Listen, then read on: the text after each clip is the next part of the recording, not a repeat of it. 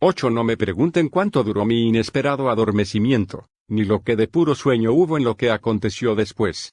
Si les dijera que me desperté a determinada hora y que pude oír y ver ciertas cosas insospechadas, ustedes se limitarían a decirme que no era cierto, que no me había despertado, que todo fue un sueño hasta el momento en que salí corriendo de la casa, me dirigí dando tumbos al cobertizo donde había visto el antiguo Ford y emprendí una enloquecida carrera sin rumbo fijo en el veterano vehículo por aquella hechizada comarca montañosa, hasta llegar, tras horas de continuo traquetear y sortear curvas por siniestros laberintos cubiertos de bosques, a un pueblo que resultó ser Townsend.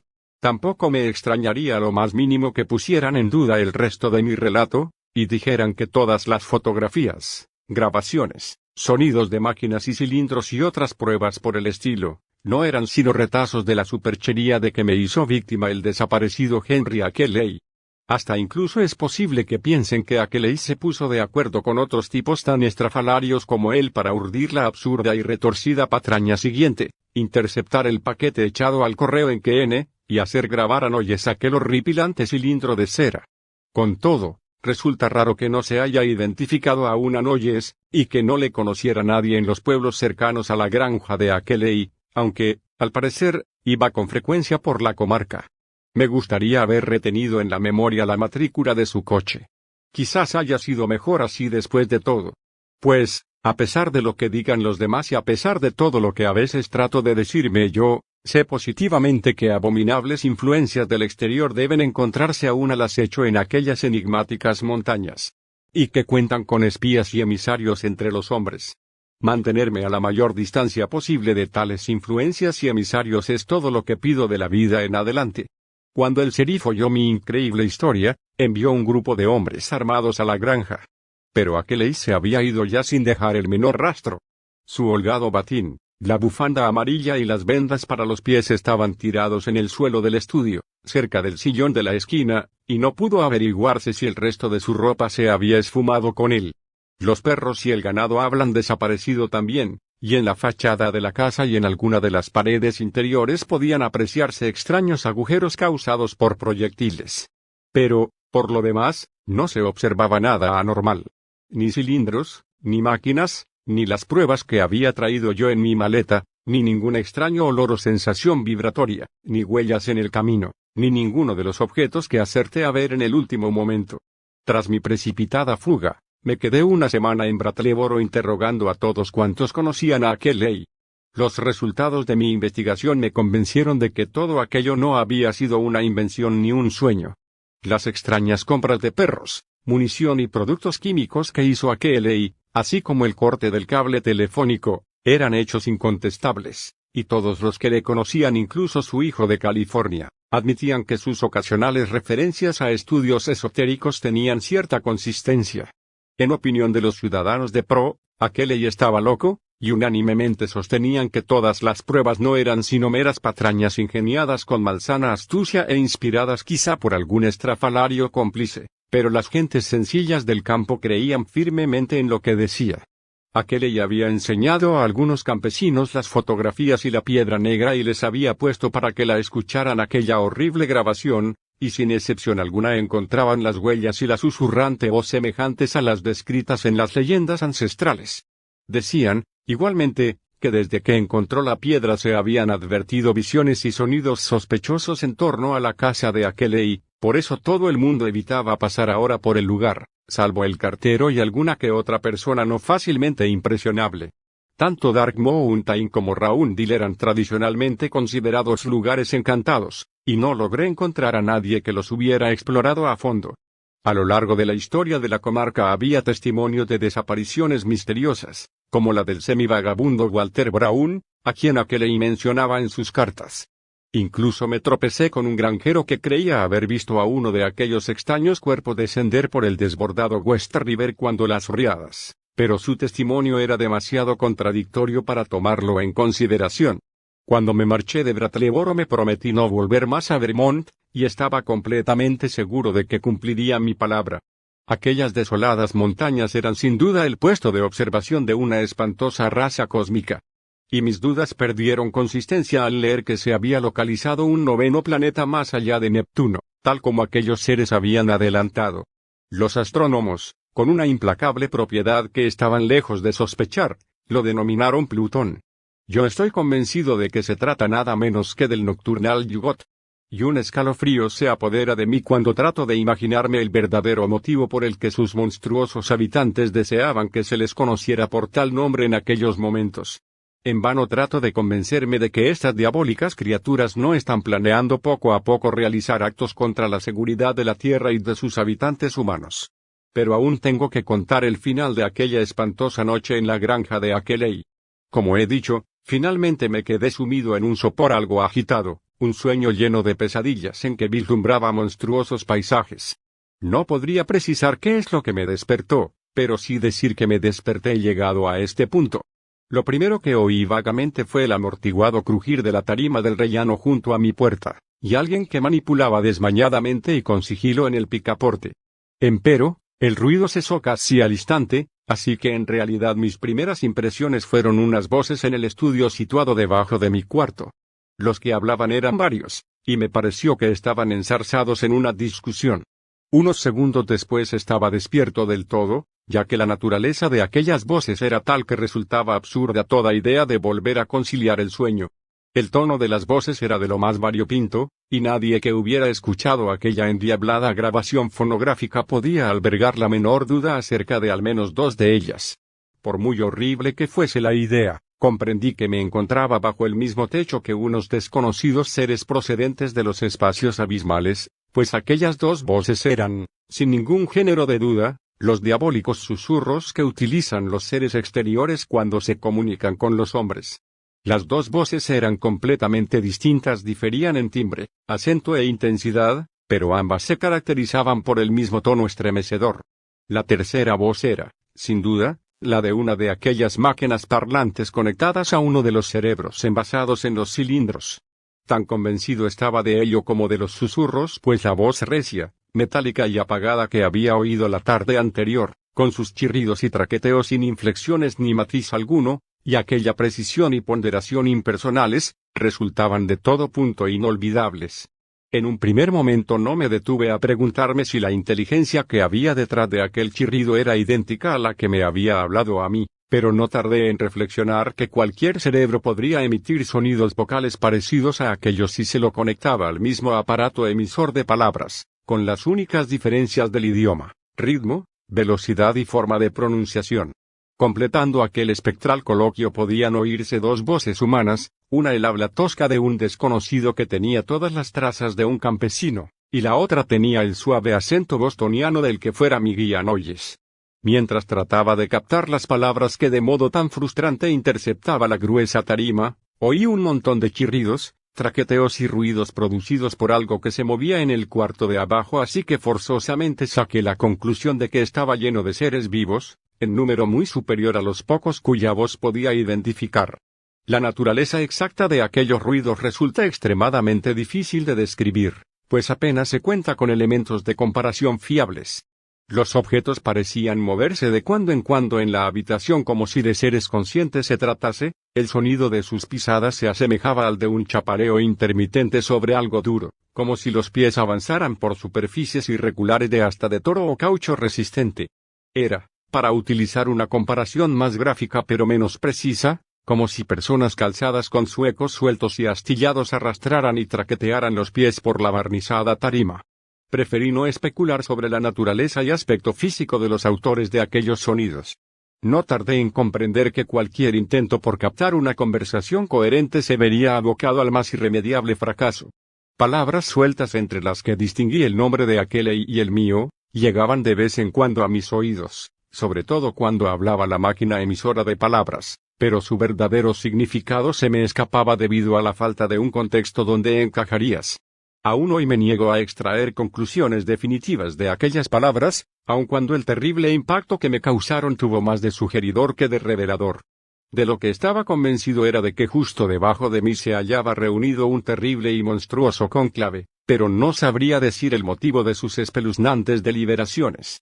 Resultaba extraño que me invadiera semejante sensación preñada de imágenes incuestionablemente malignas y monstruosas, a pesar de las garantías que me había dado Akeley sobre la cordialidad de los exteriores. Tras una paciente escucha comencé a distinguir claramente las voces, si bien apenas podía entender lo que decían. Detrás de algunos de los que hablaban me pareció captar ciertos rasgos temperamentales. Una de las voces susurrantes, por ejemplo, tenía un indiscutible tono autoritario, mientras que la voz metálica, a pesar de su artificiosa estridencia y regularidad, parecía hallarse en una situación subordinada e implorante. La voz de Noyes resumaba un tono conciliador, en tanto que las otras me fue imposible interpretarlas. No oí el ya familiar susurro de Akelei, pero sabía perfectamente que su voz no podía en modo alguno traspasar la gruesa tarima del suelo de mi habitación. Trataré de reproducir a continuación algunas de las inconexas palabras y sonidos que llegaron hasta mí, identificando, lo mejor que pueda, a quienes las pronunciaban. Las primeras frases mínimamente inteligibles que reconocí procedían de la máquina parlante. La máquina parlante. Lo traje conmigo, devueltas las cartas y la grabación. El final de todo. Recibido. Ver y oír. Maldita sea. Fuerza impersonal, después de todo. Cilindro nuevo y reluciente. Dios Todopoderoso. Primera voz susurrante. El tiempo detuvimos, pequeño y humano. Akelei. Cerebro. Decir. Segunda voz susurrante. Nyarlathotep. Wilmart. Grabaciones y cartas. Burda patraña. Noyes, una palabra o nombre impronunciable, posiblemente Bactún. Inofensivo. Paz. Par de semanas. Teatral. Ya se lo advertí. Primera voz susurrante. Ningún motivo, plan original, efectos. Noyes puede vigilar. Raundil. Nuevo cilindro, coche de Noyes. Noyes. Bien. Todo suyo. Aquí abajo. Descansar. Lugar. Varias voces a la vez, imposibles de distinguir, muchas pisadas, incluido el peculiar sonido del arrastreo traqueteo de los huecos. Extraño sonido batiente, el ruido de un automóvil arrancando y echando marcha atrás. Silencio, esto es, en sustancia, lo que captaron mis oídos mientras permanecía tumbado sin moverme en aquella cama del piso superior de la granja encantada perdida entre aquellas endemoniadas montañas. Allí estaba, tumbado y sin desvestirme, con un revólver en la mano derecha y una linterna de bolsillo en la izquierda. Como ya he dicho, me desperté del todo, pero una extraña parálisis me impidió cualquier movimiento hasta mucho después de extinguirse el último eco de aquellos ruidos. Volví a oír el machacón y lejano tic-tac del antiguo reloj de Connecticut en algún lugar del piso de abajo, y, al cabo de un rato, el sonido intermitente de unos ronquidos. Akelei debió quedarse adormecido tras aquella increíble sesión. Y yo entendí perfectamente su necesidad de descansar. No sabía qué pensar o hacer en tales circunstancias. Después de todo, ¿qué había de nuevo en todo lo que acababa de oír que no pudiera esperar de lo que ya sabía? ¿Acaso no sabía que los nefandos exteriores tenían ahora libre acceso a la granja? Sin duda, Akelei debió verse sorprendido por una inesperada visita de aquellos seres. Pero algo había en aquella fragmentaria conversación que me produjo un tremendo escalofrío, suscitando las más grotescas y espantosas dudas y haciéndome desear fervientemente que me despertase y comprobase que no había sido sino un sueño. A mi juicio, mi subconsciente debió captar algo que aún no había reconocido a nivel consciente. Pero, ¿y Akelei? ¿Acaso no era ML amigo y habría tratado de evitar por todos los medios que se me infligiera el menor daño? Los apacibles ronquidos que subían de la planta inferior no hacían sino dejar en ridículo todos los temores que repentinamente se habían apoderado de mí. ¿No sería posible que estuvieran aprovechándose de Akelei y lo utilizaran de cebo para atraerme a las montañas con las cartas, las fotografías y la grabación fonográfica? ¿Buscaban aquellos seres nuestra destrucción porque habíamos llegado a saber demasiado? De nuevo me vino a la cabeza el insólito y abrupto cambio operado entre la penúltima y la última carta de Akelei. Algo, mi instinto me lo decía, no encajaba nada bien en todo aquello. Las cosas no eran lo que parecían. Aquel amargo café que rehusé tomar. ¿No habría sido un intento de drogarme por parte de alguna fuerza oculta y desconocida? Tenía que hablar con Akelei sin perder un segundo, y hacer que recobrase el sentido de las cosas. Aquellos seres le tenían hipnotizado con sus promesas de revelaciones cósmicas, pero ya era hora de que atendiese a razones. Debíamos salir de allí antes de que fuese demasiado tarde. Si Akelei carecía de la fuerza de voluntad necesaria para recobrar la libertad, trataría de infundírsela yo. Y si no lograba persuadirle para salir de allí, al menos me iría yo. Supongo que me permitiría llevarme su Ford, y luego se lo dejaría en un garaje de Brattleboro. Lo había visto en el cobertizo, la puerta estaba sin cerrar y abierta ahora que el peligro parecía haber pasado, y me imaginé que estaría listo para utilizarlo. La momentánea aversión que me produjo aquel en el transcurso y después de la conversación que mantuvimos por la tarde había desaparecido por completo. Se hallaba en una situación muy parecida a la mía, y debíamos correr la misma suerte. Sabiendo lo mal que se encontraba, detestaba tener que despertarle en semejante trance, pero no me quedaba otro remedio. Tal como estaban las cosas, no podía permanecer en aquel lugar hasta que amaneciera. Finalmente me sentí con fuerzas, y me desperecé enérgicamente para recobrar el dominio de mis músculos. Levantándome con una precaución más impulsiva que premeditada, agarré el sombrero y me lo puse encima, cogí la maleta y comencé a bajar las escaleras con ayuda de la linterna. En mi nerviosismo, seguí sin soltar el revólver que llevaba en la mano derecha, y con la izquierda cogí la maleta y la linterna. En realidad no sé por qué tomé tales precauciones, pues simplemente me dirigía a despertar a la única persona a excepción de mí mismo que se hallaba en aquella casa. Mientras bajaba medio de puntillas los crujientes escalones que llevaban al vestíbulo de entrada, pude oír con mayor nitidez que alguien dormía por los ruidos que salían de la habitación que había a mi izquierda, el cuarto de estar en el que no había entrado. A mi derecha se abría la densa oscuridad del estudio en que había oído las voces. Abrí la puerta sin cerrar del cuarto de estar y dirigí la luz de la linterna hacia el lugar donde se oían los ronquidos, dirigiéndola finalmente a la cara de quien se encontraba allí durmiendo. Pero al instante aparté la luz de aquel rincón e inicié una sigilosa retirada hacia el vestíbulo. Esta vez mi precaución tenía un fundamento racional a la vez que instintivo. Quien dormía en el sofá no era ni mucho menos aquel, sino el que fuera mi gula, Noyes. No me hacía una idea clara de qué era lo que realmente pasaba allí, pero el sentido común me dijo que lo más prudente era averiguar cuanto fuese posible antes de despertar a nadie. De vuelta en el vestíbulo, eché silenciosamente el cerrojo de la puerta del cuarto de estar detrás de mí, con lo que se vieron muy reducidas las posibilidades de que Noyes se despertara. Con suma precaución entré seguidamente en el oscuro estudio, donde esperaba encontrar a aquel, ya fuese dormido o despierto, en la butaca del rincón en que solía descansar.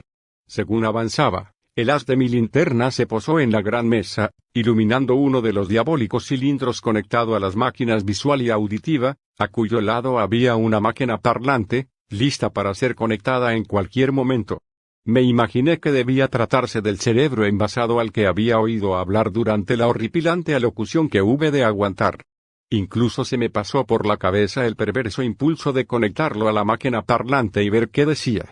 Debió advertir mi presencia, pues aquellos dispositivos visuales y auditivos no podían dejar de detectar el haz de luz de la linterna ni el débil crujir del suelo bajo mis pies. Pero, finalmente, no me atreví a tocarlo. De pasada, vi que se trataba del nuevo y reluciente cilindro con el nombre de aquel que había visto encima del estante y que mi anfitrión me rogó que no tocara. Cuando pienso en aquel momento, no hago sino lamentar mi cobardía por no atreverme a hacer hablar al aparato. Dios sabe qué misterios y espantosas dudas y cuestiones sobre su identidad podría haber despejado. Aunque, después de todo, quizá hice bien en no tocarlo.